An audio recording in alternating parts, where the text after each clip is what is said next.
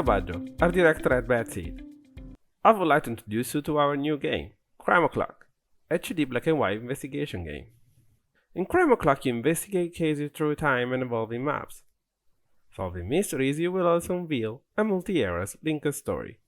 Crime O'Clock is made of huge cartoonish and monochrome maps, full of characters and objects. The high level of details and the black and white drawings make the search for clues and suspects harder, but more entertaining for the players.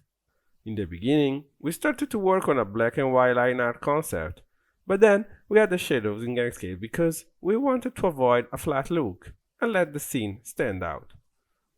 In particular, we decided to use the 30 degrees dimetric axonometry rather than other more classic inclinations for a more harmonious view of our environments.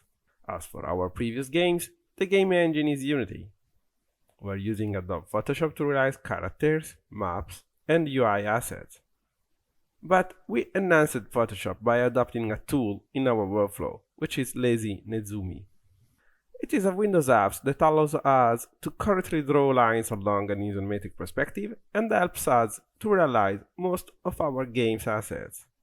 In addition, our programmer created multiple custom scripts and plugins to optimize the workflow, even specifically just for this game.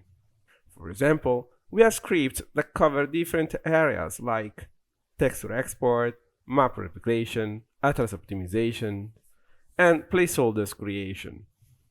It has been very useful to streamline the workflow between Photoshop and Unity, having our artists working on their natural habitat without worrying about the game integration in the game engine. To better manage huge 2D maps according to our needs, we used repeatable assets that we placed many times in the same map. The repeatable assets cover most of the map elements, from small furniture items such as chests, vases, windows, trees, to bigger elements such as rocks or wall parts. In addition to the repeatable assets, we also have custom specific assets in each zone of the map, for a better variation of the eras and neighborhoods. Having a common background of the same architectural elements, furniture, and decorations make a map setting consistent with itself and reduce our creation process time, and it leaves us more time to design and produce custom assets for the cases. The greatest challenge of this game is optimizing the number of hand-drawn assets to realize. We try to reuse assets as much as possible without making the maps look dull or repetitive, and realizing custom assets to improve the final result and trick the eye of the players. Building up a map in Crime O'Clock felt like playing with Lego bricks, but just with a limited number of pieces that we had to reuse again and again in the most creative way. For a better understanding of the amount of work behind a single map, consider that in the Steam Age map we created more than 700 textures only for the characters. And for example, in Atlantic City, the map has been created with 260 textures. Despite the game being black and white, in Crime O'Clock you can also find some colors. Each case has a distinctive color, which is also present in the case title, and we apply it to the UHD assets and icons. The blue mask or the golden trophy are some of the many cases that you can try to solve in our game. Although Crime O'Clock is an investigative game that deals with crimes and even murders, we try to revisit the genre in a lighter and more playful way. In our game, crimes and violence are depicted in a cartoon way, following the Looney Tunes style. Some characters are crushed by huge objects, some are hit by cartoon weapons, not linked to or inspired by real ones. The characters living in our maps are designed as pretty creatures, and the inhabitants that live in the different cities we created are both human and human-like animals. We call them all humanity. The black and white style is also referring to film noir detective movies, creating an interesting contrast with our cute characters. As a detective that travels through time, you will explore different ages and maps. Each map shows a different setting, and we found inspiration in different genres. You will time travel in the Steam Age, which looks like a mashup of Venice and London, crowded by inventors, robots, noble lords, and factory workers. The Victorian architecture of the city is characterized by steampunk elements such as pipes, boilers, chimneys, and large gears.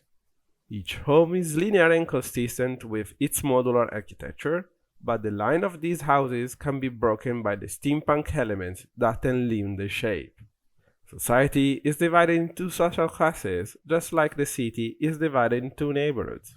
Poorer neighborhoods are close to the factories and the station, and there you can find workers and automata employed in factories. They usually dress in Victorian era's amber clothes, functional to the work and often dirty and worn. Instead, the richest and dominant social class wears Victorian high-fashion dresses and lives in large villas with gardens, away from the lower-class citizens. There are also inventors and creators of projects, driving the economy forward, who might use mechanical body parts and wear goggles characteristic of the Steam Age. In the city, different automata live and work with the citizens too. Some are scraps created to perform support duties.